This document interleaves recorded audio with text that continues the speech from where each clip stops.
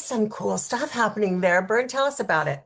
That has been so exciting, and we're almost beside ourselves. The building, you're right, has been under construction for over a year. Yeah. It's interesting in that it's a modular building. It came in 16 sections, and it was installed in location over 8 hours. So 8 hours after the first truck arrived, the building was bolted together and standing in place. And that building is adjoined to the existing building. It almost doubles our space and it's an additional 10,000 square feet. It's going to allow us to do a lot more that is really impactful to support and to help people who are in very difficult situations. Yeah. I watched them stack on top of each other. I happened to be in the middle of community for a different event, and I watched the trucks and I watched the giant, whatever it's called, sort of lower these pieces. It was magnificent. It was like watching a giant Lego. But the impact, because this building, in fairness, Bern, is ancient. It's been around for a long, long time. Can you tell us a little bit of the history of the building itself? The original building, the one that was taken down to accommodate this new construction, was the original Salvation Army, and it was built in 1886. Wow. I mean, that building, it has seen a lot of ministry over the years. Yeah. At one point, it was used as a church, as a chapel, and then it's been renovated. It was used for community support to help families that were in need. I think at one point there was a thrift store. It became a soup kitchen with a dining room. At one stage, it was a gymnasium to try and get programming to support the downtown community. I think it is, in some ways, kind of an iconic statement of the Salvation Army's work in a community.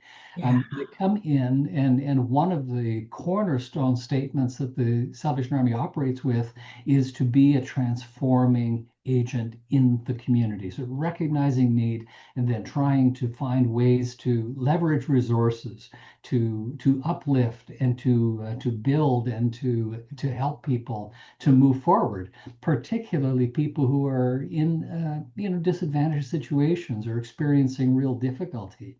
And that's, I think, something that we can look at now. That big red building, that was the Tyvek when it arrived. Of course, it was waterproof, but the building itself is a huge blessing to the community in that it provides additional space in which we can do programming. And Kathy, if I may, programming, I think, is one of the most crucial things for people um, who are suffering because of whether it be homelessness or addiction or loss of work. Um, People end up in a situation, and those three so commonly present together. Um, People find themselves in that situation and are then looking around wondering, where is the spark of hope? And that is something that, even in the name for the Salvation Army, we're calling ourselves the Center of Hope. All over Canada, we talk about restoring hope as Yeah. being something that the Salvation Army recognizes is so crucial. And when we are able to establish or to reestablish hope in the mind of people who are experiencing loneliness and isolation, and poverty in many forms, when we can really help them to believe that there's a spark of hope for a future that can look different, then the programming can pour in and build so much into the lives of those people and help them to not only heal internally and to have the kind of the integration within themselves, but then to be able to reconnect with society in healthy ways. Often we see people who have experienced real breaks in their relationships, and when we can establish a sense that there's hope and that we can help them to build skills through our programming, and we can encourage them and connect them with other community supports, they move forward in restoration, reconciliation, and a path forward that they really didn't believe was possible before they came to the Salvation Army. I resonate with that. We've seen the history of the Salvation Army is quite phenomenal. And so, and we're going to talk more about the Center of Hope as well in a few minutes, but I kind of want to take us a little bit back for a minute and really focus on that hope piece because I think that, I don't know how many people truly know what the Salvation Army has done over generations, right? The Salvation Army has been a member of the community since the 1800s and probably before that. Can you give us a little bit of a background about this? Like, what exactly is the Salvation Army, and in a very general sense of the word? Sure. In a nutshell, and this is a very, very simplistic vision or summary of things. uh, Hmm. in the 1850s, William Booth, who was a clergyman, and his wife were living in London, and they could see two things that were really distressing. One was the way that men were coming from, because of course men were the ones who were working. Men were coming from the factories, and on their way back home from the factories, they were walking through the neighborhood where all the taverns were established, and that was I suppose, intentional business practice to put the Sure. where they were going to be, and they would have music and try to attract the men to come in, particularly on payday. And what the booths were seeing was that people were losing their paychecks. They would go in and have a drink, and it turned into five drinks and whatever, and all the money was gone. And of course, the family, the women and the children, were the ones who were really impacted significantly because of that. So the booths were interested in two important threads there. The first was to support the family and to help with the social services and the community resources to help the family to be able to connect with others who are having similar experience, trying to help them to have resources to be able to take care of each other and to take care of themselves. And secondly, they wanted to intervene this negative pattern for the men and to try to help Hmm. to see their families in a different path, different light, and to see a different path forward. So that's where a lot of community activity got going, and the whole Salvation Army band, to get this idea, bring people in, and to get the excitement, and to draw people into something that was wholesome and positive and could include their whole family. And the second activity that was happening kind of concurrently, the was the prison ministries. And this is something that the Salvation Army was involved with from a very, very early time. And that is when people were being released from prison, they were not being given advance notice, and they were just given back their clothing and the suitcase and see you later. Good luck.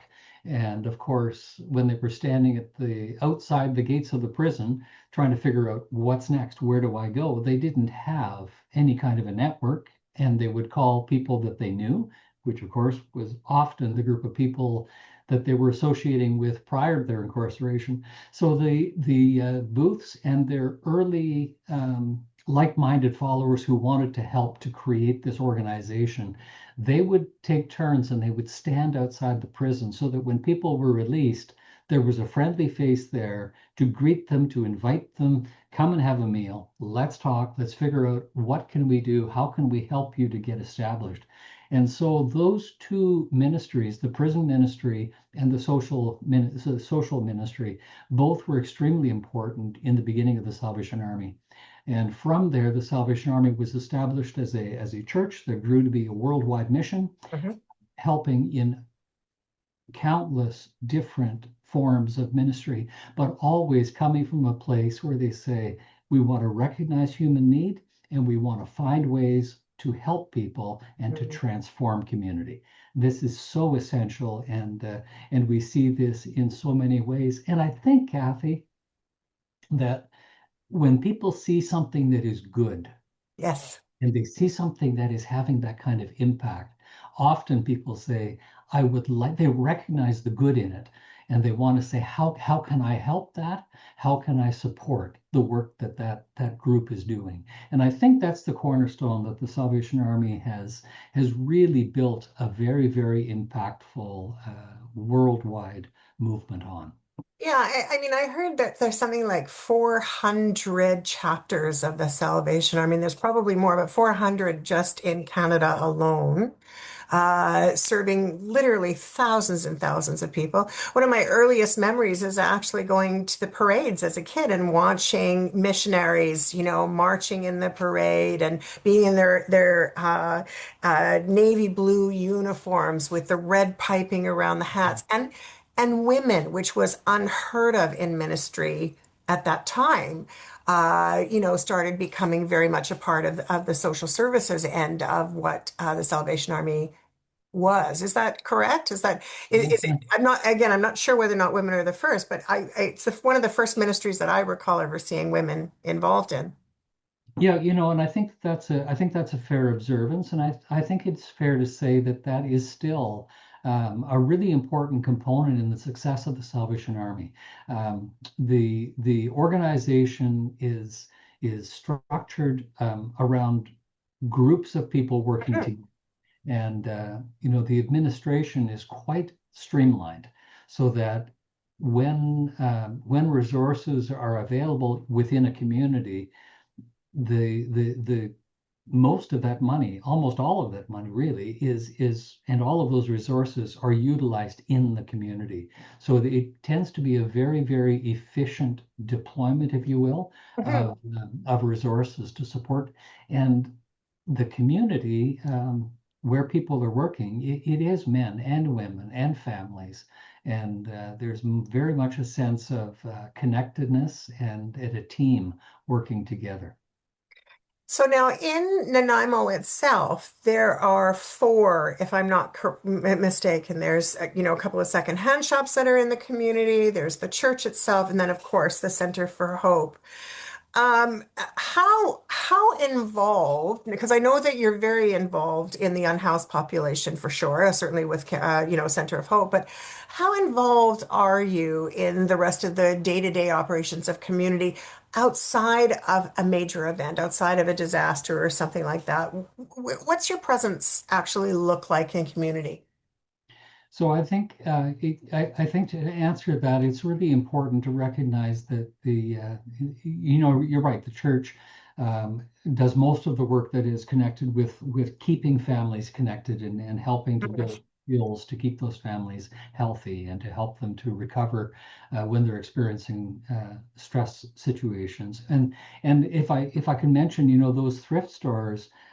They're tremendous assets to us because the donated goods that come from our homes that are, I give things to the thrift stores all the time because Mhm. we have more than we need. And those thrift stores, they convert those goods into financial resources, which help to finance all kinds of really good work. Now, how the Salvation Army works together between the church and the Center of Hope and the thrift stores, there's a tremendous amount of cooperation and Mhm. looking to see how can we help each other, how can we support each other with resources, with expertise, all kinds of ways. And it's also good to, at the same time, recognize that we're not isolated here in Nanaimo. There are Salvation Army ministry units all up and down the island and across BC, and that we are always in communication with each other and helping each other. To give an example, in this recent building project, we had need of some support from architects and lawyers. Well, the Salvation Army has those people on staff, and they support ministry units all over the place, all over the world, and that's very, very helpful when we work together. The efficiency increases tremendously. The Mhm. level of expertise, of course, helps us to be more impactful. And as you said, when there is a situation that's out of the ordinary, perhaps an emergency or a natural disaster or something like that, we're able to draw from various ministry units and from different Salvation Armies all over the area to support each other and to help to mitigate those negative impacts. Yeah, I'm so impressed by the Salvation Army, and now's a good time to bring it in. I always bring it in when we talk about the Salvation Army because I have a very deep, deep place in my heart and continue to. For my listeners who've been following for a very long time, they know that it is because of the Salvation Army, CKW Orphans Fund, and the fire department that look after my family when we were really, really, in trouble, and right from the time I was a small child into my teenhood. So I know the impact the Salvation Army has. I would not be the human I am today without the Salvation Army. I'm so much in gratitude. And part of it is that people sort of have this understanding that, well, it's Christmas time and the kettles will be out and the money's going in. And certainly my family and I stood in front of those kettles for many, many years. The reality is that the problem that and the support that I received was not just at Christmas time. It was every month, every week, all the time that the Sally Ann came and really supported our family. And so I cannot stress enough the importance of this donation piece of the conversation, because whether you're doing it through the thriftsters, whether you're doing it, in donations throughout time, we'll talk about some ways that people can get involved. It's the everyday business of living that the Salvation Army looks out for. That's really true. And I think it's a valid point. Christmas, those kettles are a really, really important revenue stream. And Christmas is a good time. People are kind of they're in a generous they're usually in a generous spirit, and the Salvation Army is very present, letting people know this is something that we're collecting, and it really helps. And these are ways that people can support. Also here in Nanaimo, our Hope in the Harbor luncheon is another Yeah, really huge. event and a really important revenue stream for us. Yeah. But as you say, and it's quite true, the need exists 12 months a year, 365 days a year. And when people call and ask for help from the Salvation Army wants to try to find ways that they can lessen whatever impact or suffering that the person is encountering. Um, it's it's often been my experience that the relationship that helps a person to build and to establish more self-resilience, if you will. I think that often that starts with a cup of coffee or it starts with a conversation. And one of the really impactful things is when that conversation isn't a one-off. It continues and there's a reconnection.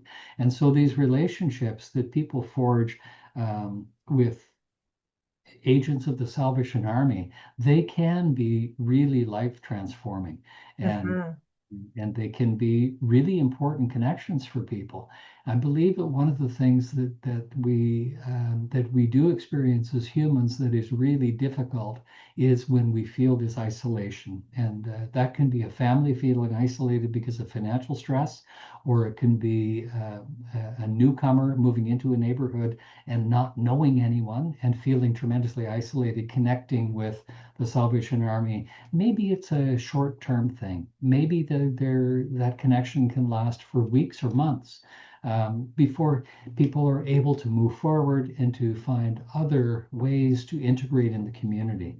And that's a very healthy, good thing. The Salvation Army is very much about helping to meet people in their difficult times and to encourage and help them to move forward until they're in a more self-reliant and self-directed position. It is very, very true. A cup of coffee goes a long, long way. And right now, what we know for certain in our community is there's a lot of people that we see on the streets that are just having a really rough time. There's also a lot of people that are frustrated because they don't necessarily understand how a person could be in that predicament. And unfortunately, that very small part of the population that you serve is very visual. It's very much near the center of hope. It's very close by at your doorstep all the time. But I do want to say something about that population in that, and I have worked with that particular part of the community. And I remember going into the Salvation Army several years ago, and there was at the time the old building was still attached. You hadn't, started. I'm sure the plans were in place, but you hadn't started doing the reconstruction. And it was Christmas time. It was, a time when people want to give. And so I pulled over, like, I often do at that time of year or any time of year. And I had a few extra dollars and I had some hats and gloves and boots and I wanted to drop them off. So I walked through the doors. Now, that's not why I'm telling you this. Why I'm telling you this is because at the front counter, a lovely woman greeted a person who was unhoused. And that person wanted to give back. And it was the most beautiful thing that I ever saw because this particular person had $5. And I remember distinctly him saying, I only have $5. It's all I have. Can I share it with you? You take $2.50. I'll keep $2.50, but that's what I want to give and what I can give. Is that okay? It was unbelievably moving. It was and I stood there just in awe and in that reminder of people that have gone through a tough place and they genuinely have gratitude. They want to give back. Is that something you see all the time? There is that's a really, really insightful question, and there is a tremendous sense of generosity among the street community. It's Yeah. quite remarkable. There's a real awareness of other, and there's a desire for the other to be okay. Yes. That's really, really cool. Um, I'll just go back for a second because we talked about that cup of coffee, and it reminded me there was a quote that came out very recently. The worldwide leader of the Salvation Army is General Buckingham, and he was speaking recently, and he said, "A glass of water for the sake of a glass of water." That is, giving someone a glass of water because they need a glass of water is good in and of itself. Yeah. But giving a glass of water can be so much more. And there is all of that empathy and kindness and connection and openness and invitation that can be connected to it when we see the need. Now, it may be a glass of water or a cup of coffee, or that could be the figurative vessel that we use to try to describe this kind of a connection. When we make opportunity for a meaningful connection with someone, and we leave the door open and invite that reconnection, there's a tremendous hunger. And I think that is what we are kind of tapping into when we see that people have been touched and impacted, and their lives have been shifted because of kindness, because of empathy, because of some understanding, and and then the result is that they want to do something back. How can I be a part of this? Because Mhm. my life was just impacted in such an important way. How can I participate in that? Yeah. How And can I share that? Yeah, mhm, absolutely. well, I think at that point, the question of, when we see, as you say, such a visible presence in our community of individuals who are suffering, and it's clear that they're suffering.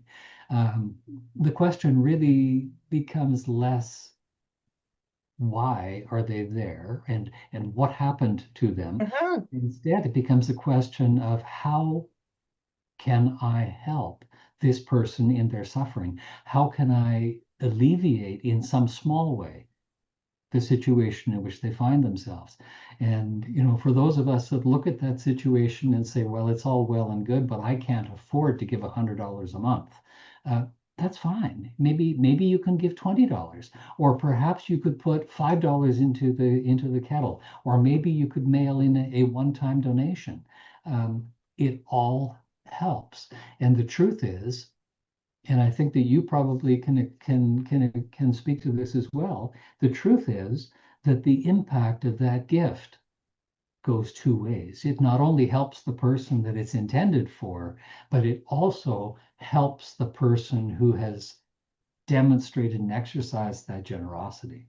1,000,000%. A million percent. I know it to be true. I know it to be true.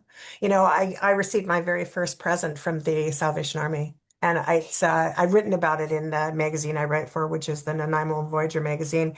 And the Sally Ann had come when my family, I was probably about 5, maybe 6 years old, and I received a purse, a little red purse. And inside the little red purse was a little clear plastic fake makeup bag that had pretend lipstick and a pretend compact and a comb and that kind of stuff. And for a little girl, I got to tell you, that rocks, right? But what was even more impactful, which I still have 50 years later, more than 50 years later, 60 odd years later now, uh, is the little booklet that came inside it, and it was a little day book, and for every single day, it was a birthdays kind of book. I still have it, and it in the birthdays book, it has the day, and it'll tell you a little something about yourself. So day one, day two, day three, like all the way through the 31 days and the months, and it was a treasure, but it was the reminder of feeling like I mattered for the first time. So when I think about your anecdote regarding the glass of water, I am reminded that it isn't even just a glass of water. Sometimes it's a smile. Yes. It's that stop looking away piece, because we're so programmed now to duck when we're pulling up to the stoplight and there's a person standing there looking for money, or we've become desensitized to really what people need. And true, many people feel, and I can't speak for their feelings, but you can tell that there is a depth of sadness that they're in a situation that they're in. And so why bother connecting with the community? Because they're just going to make me feel worse than I already feel right now. And I challenge people to say, stop looking away, right? Stop looking away. We need to help our community. And it starts with that cup of coffee. That starts with that engagement. It starts with the smile. It starts with the center of hope, right? Well, I think you're right, and I think that there are that we're all made differently. We all have different skill set. We have different things that we can do, and quite often when people call and they say, "Bern, I'd like to help, but I'm not quite sure what we can do," and I say, "Well, would you like to help with help in the kitchen with the dining? Would you like to help?" Yeah, Oh, I don't fantastic. think that would be for me. I don't think that would be for me. Yeah, yeah, Well, what are your skills? Well, I like fixing stuff. Well, how would you like to come and help with? And there's these opportunities where people will share their talent. Some people come in and they share their time. And I'm not one to talk to people on the street, but to come in and play cards, I could do that. yeah, And yeah, any some people they have a gift, and when they see people on the street, they have a way of smiling and yeah. just wishing someone well and moving forward. And some people have the capacity to stop and really deeply listen. And we are all different, Kathy, and I think that that is a good thing to recognize. Um, Agreed. and Yeah, that there's so many different ways that we can contribute and to build into a healthy society. We need to recognize, I think, that where there is brokenness, if that's a brokenness within a family or a brokenness in the wholeness of a parent to be able to raise their child, or a brokenness in communication, or a brokenness in the ability to live independently, and you end up on the street. There are so many different ways that people experience brokenness, and we need to recognize that this brokenness is a piece in our society, and that we are accountable for our society. We need to look at that and say, not why and not whose fault is this, but rather how can we help to yeah, correct and to improve this situation and to help people to move forward in a healthy path. I guarantee, absolutely, without a question of a doubt, nobody on career day went to the table to say, I would like to be homeless, or I would like to be addicted to non-prescriptive drugs. Nobody said that's what they wanted. I would like to have mental health challenges. These things happen, and they happen for all kinds of reasons. Nobody said, I want to have a broken family, but You're they happen for absolutely lots of you're reasons. so bang on with that, right? And we're going to take a quick break here because I want to break this open a little bit more because there's a lot to talk about, especially some ways to help out, which we started to talk a little bit about some volunteer opportunities. Hey, listen, if you've just tuned in to CHLY 101.7 FM, we are absolutely beyond delighted that you're here. So thank you so much for tuning in. At 3 is proud to bring you shows on CHLY, on iHeartRadio, on Spotify, on YouTube, anywhere that you can enjoy our programming. We do hope that you do like and subscribe to our channels and that you are a regular listener to CHLY 101.7 FM because there's so much terrific entertainment on CHLY. We rock this town, let me just say. We also want to let you know that you need to go grab a piece of paper and a pen because Bern and I are going to continue our conversation with the Salvation Army. We're going to talk about ways that our community can help. We're going to talk about the new Hope Center, and we're going to talk about an event that's coming up on November the 25th. Speaking of events coming up, don't forget, go get your tickets to Glitter 2026. We are raising money for youth in our community for the Foundry, and we are very delighted to be able to bring that to the community. So make sure you go check us out at glitterevents.com or just type in your browser glitter. Check us out. We are looking forward to our show on September the 12th at the Convention Center. Tickets are on sale now and they're selling out fast. So we do encourage you to go get them.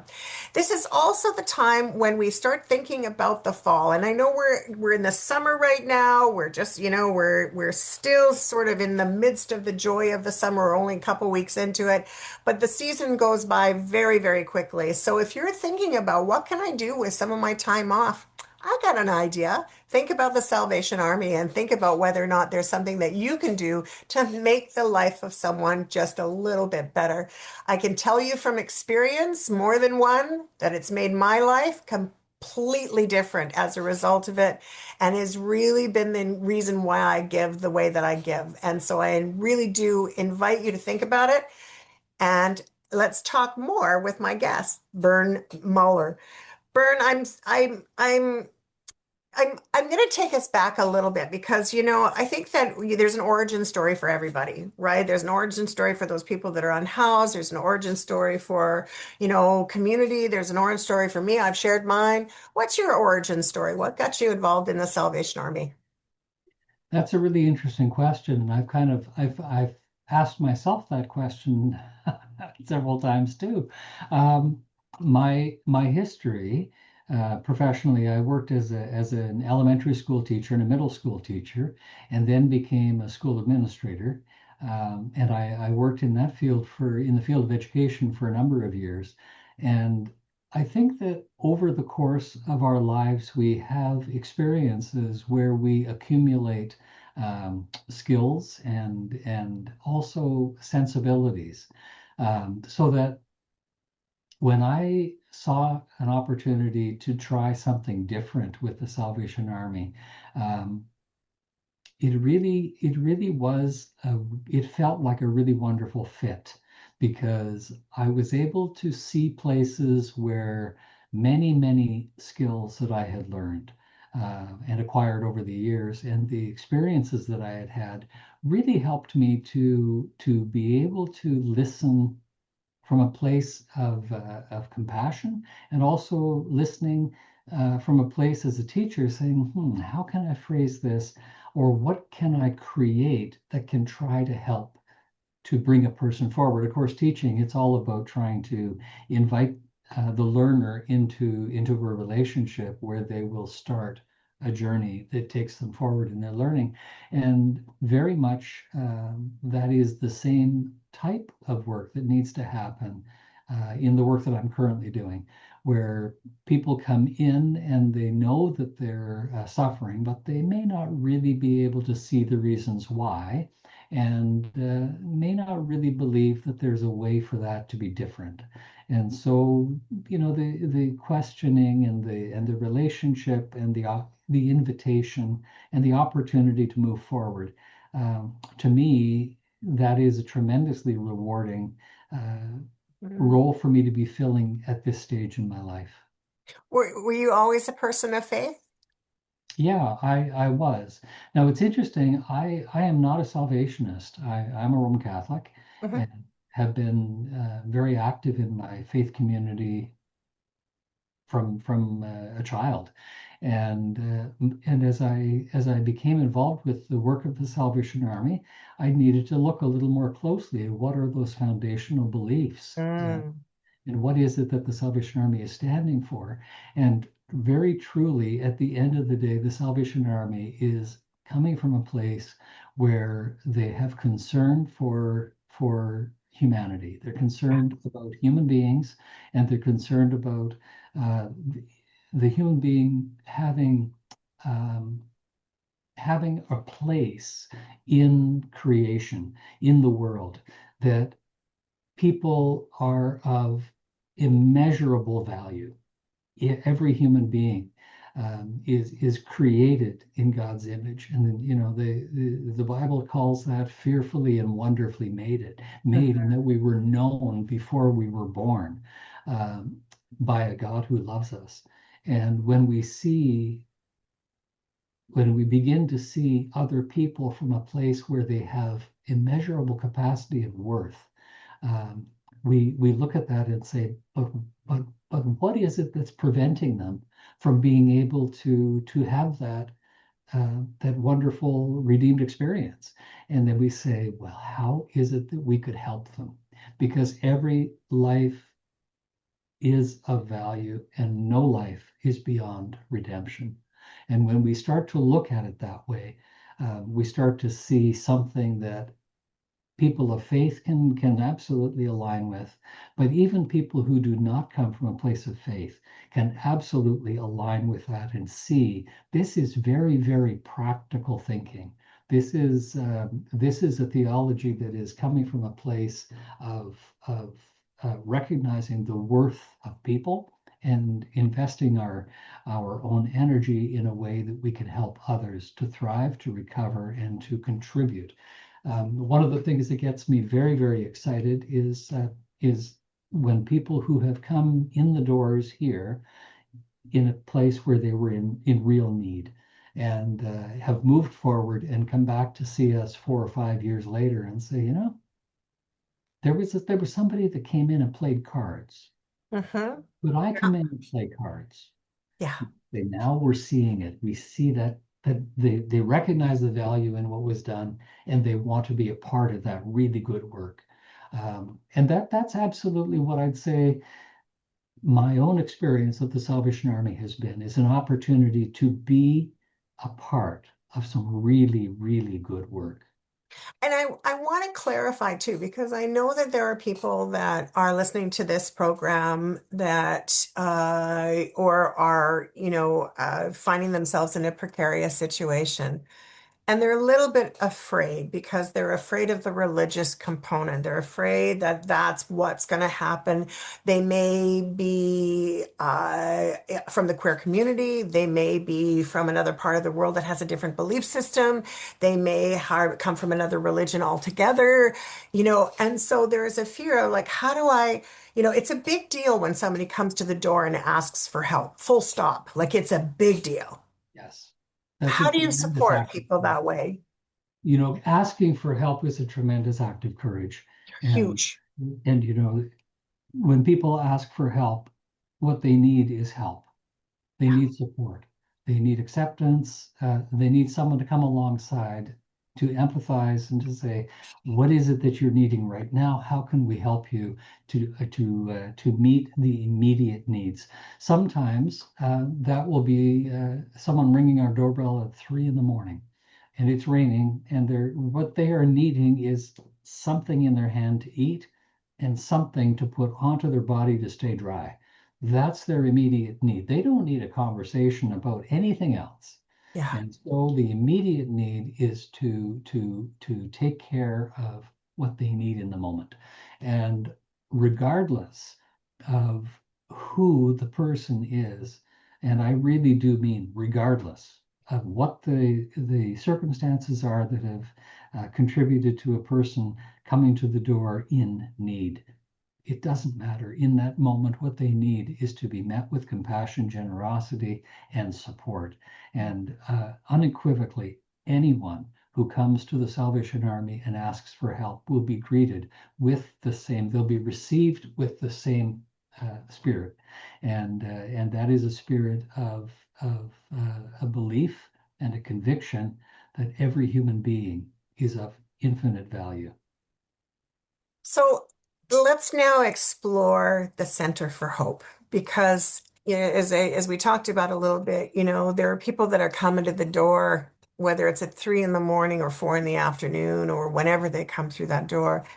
And I know that our community has fairly limited resources out there for the unhoused population, and our recent pit count moved the dial to be in the thousands, and certainly we can't help everyone. I wish we could. I wish it didn't happen at all. But this Center for Hope is an expansion of what you already had, right? You got more to it. Let's tell our community what that looks like. Sure. Thanks for asking about that. We had 34 beds in our emergency shelter. 10 of them were funded internally by the Salvation Army, and 24 of them were funded in part through BC Housing. And those beds were intended to bring people off the street and to meet their immediate situation, which was a requirement for food, a warm shower, a warm bed, and an opportunity to get some clean clothes, to do some laundry. The Salvation Army has always promoted programming, whether the programming is done in-house or if it's done through community partners, is kind of that's kind of immaterial. The Mm. key is that we want to encourage people to be involved in conversations and in workshops that will help to build skills and to help them to see a different way to move forward. And these programs, we always have people coming back from the programs to have meals and to share food together, to share community together. We offer social opportunities in the evening.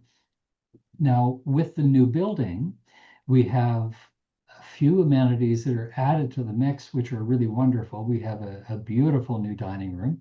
We have a secondary meeting room attached to the dining room, and we have a full commercial kitchen that's producing nutritious, hot, delicious meals.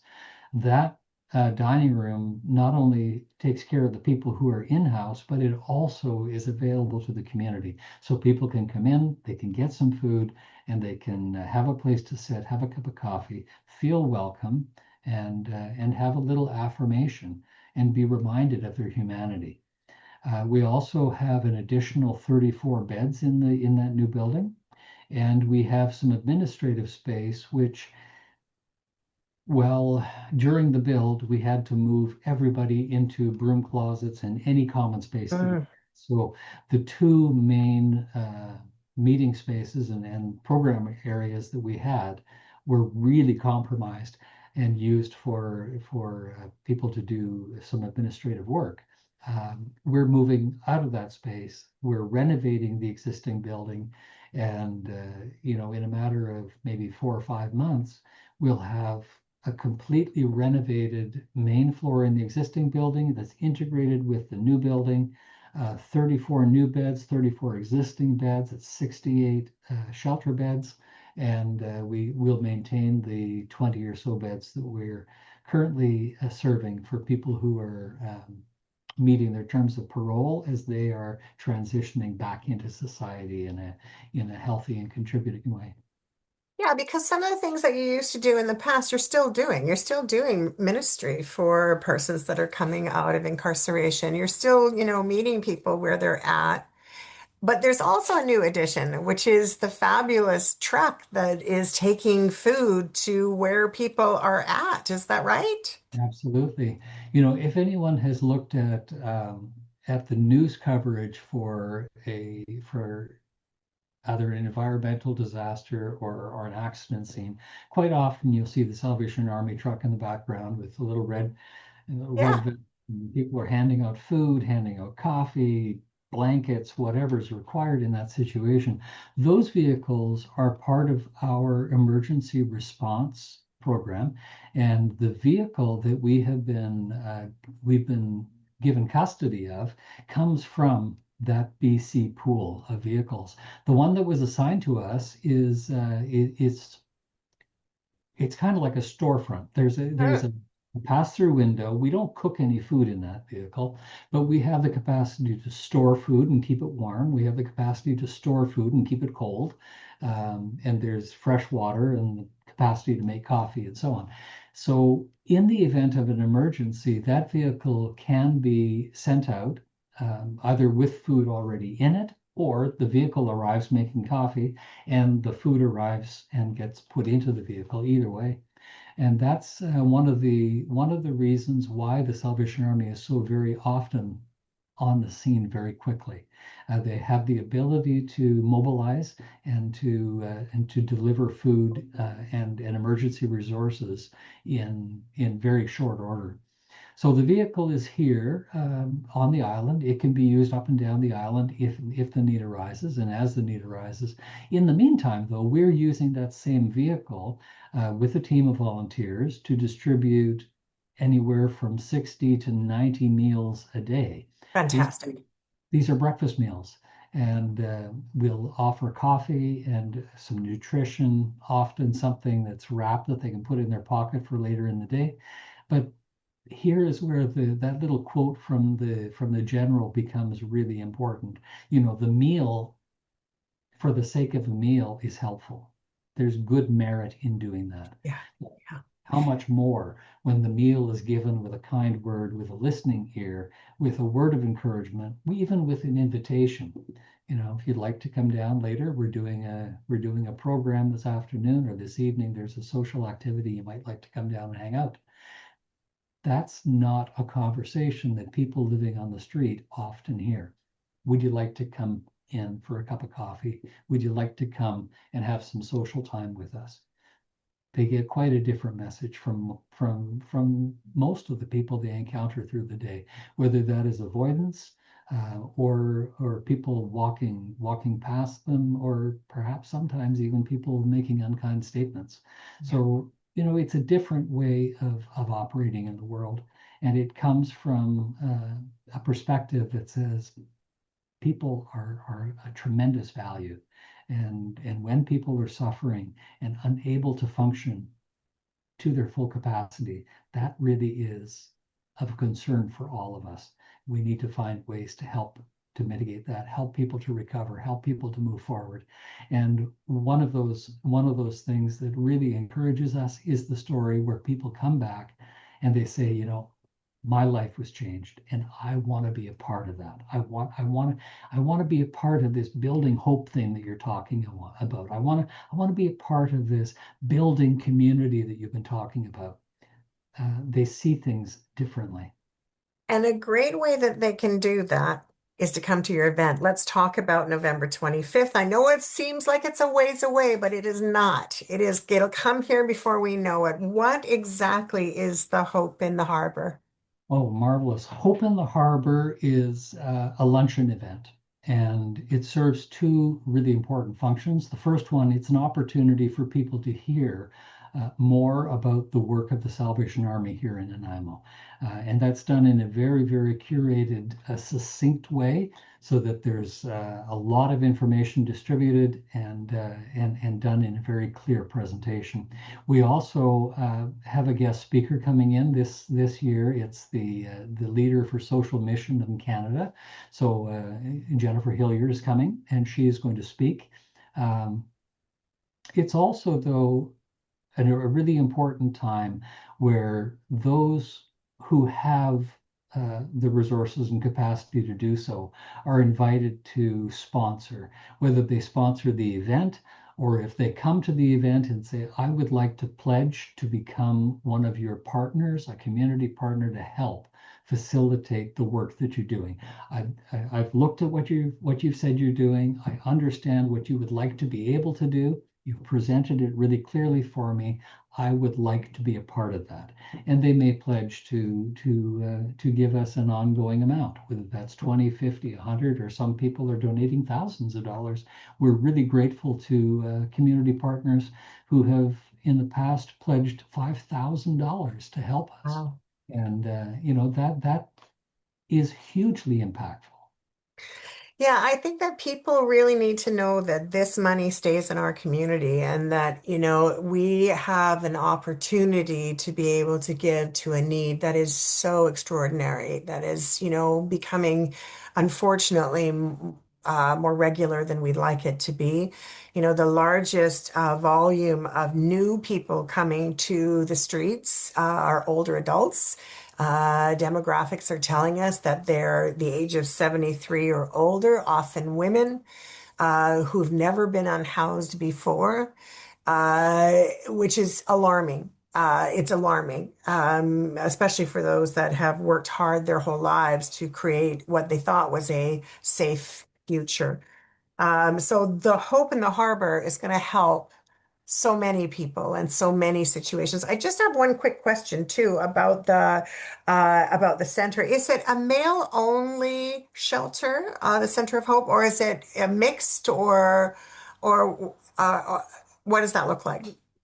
This particular shelter, just with the nature of the way that the shelter is structured, is for one gender. So we have only men here. Okay, okay. Um, However, I thought it was a really good point that you raised when you talked about the funds that are raised locally staying local. And I Mm, think that, it would be really important for listeners to know that not only the money for the Hope in the Harbor, but also for the kettle mm, campaign. So the money that comes in from those two really important fundraisers, though that funding stays locally here in Nanaimo, 100% of it, and it is all used to support programs to pick people up who are falling into the gap. As you said, there are people who are finding themselves in a precarious position who have been through no fault of their own. Housing is really expensive. Food is really expensive. Utilities are expensive. And if your resources are fixed and you're that just becomes a losing proposition as expenses outstrip your income.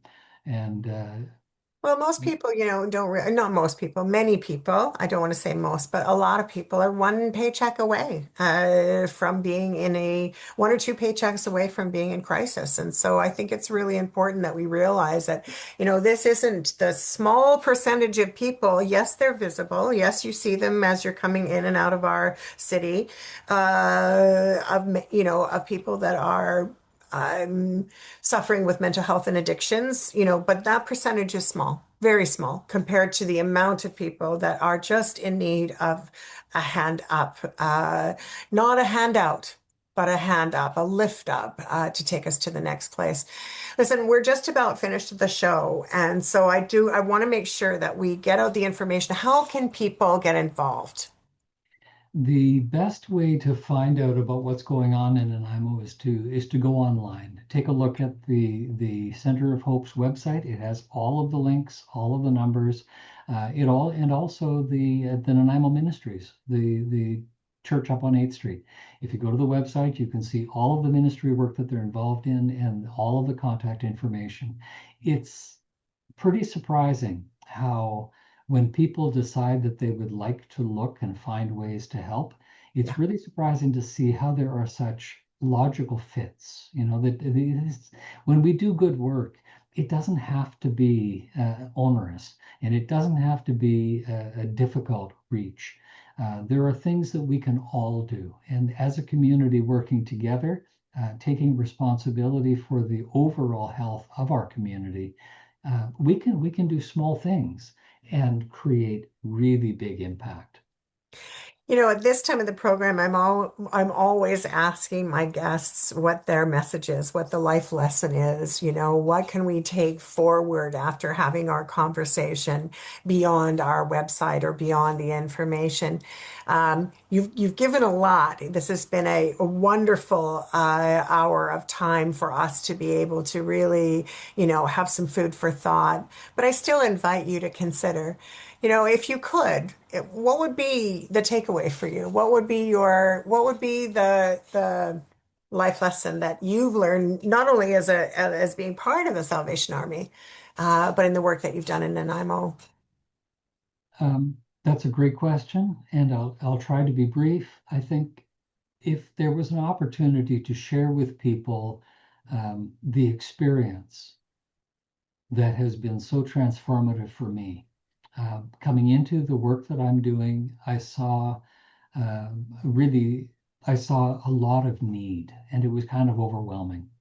But as I got into it, I recognized that it is really just one step at a time. It's one little piece at a time, and that commitment to seeing the world differently and acting differently in the world cumulatively has such a big impact, not only for the people that we see on the street who are the visible poor, but also for ourselves. We just see that the world becomes so much better.